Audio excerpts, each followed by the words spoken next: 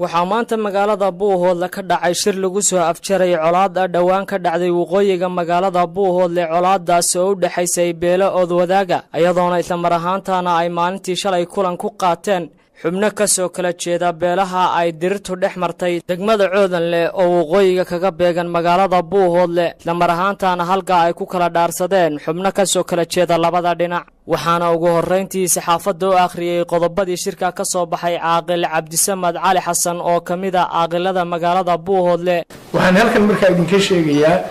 go'aamadii ka soo baxay shirkaas qodobka koowaad wuxuu ahaa xabad joojin iyo nabad guud nabad caam qodobka labaad wuxuu ahaa in la dhaariyay dhan walba laga dhaariyay oo nabadda loo dhaariyay 22 xubnood oo ka koobnaa uqaal waxgarad iyo culimaadudiin qodobka saddexaad wuxuu ahaa in shir dambe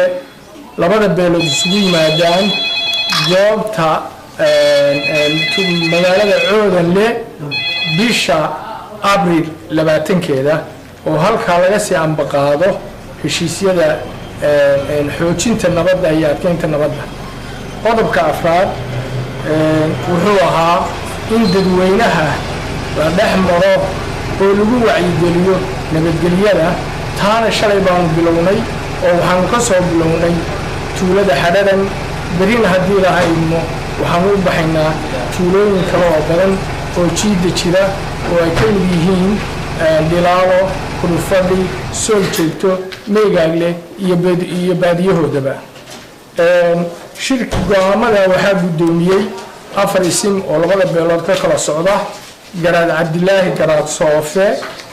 Suldaan Maxamuud Guuleed Garaad Salamaan Buraale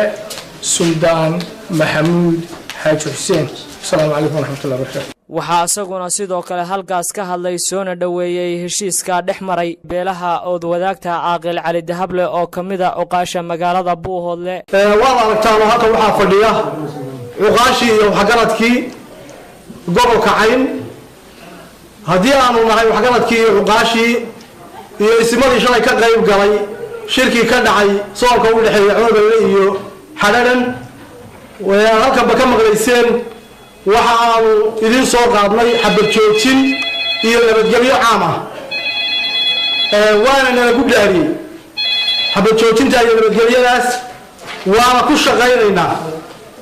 dhaartaasina ma aha mid ay iska mareen ama qaadeen ama qusaysa shakhsiyaadka 22 ah ee dhinaceeda laga dhaariyay waxaanu idin dhaarnay waa taqaaniin magacayaga idinka nabadoonno loola baxay waa shaqadii aad noo idmateen waa nabadoonnadii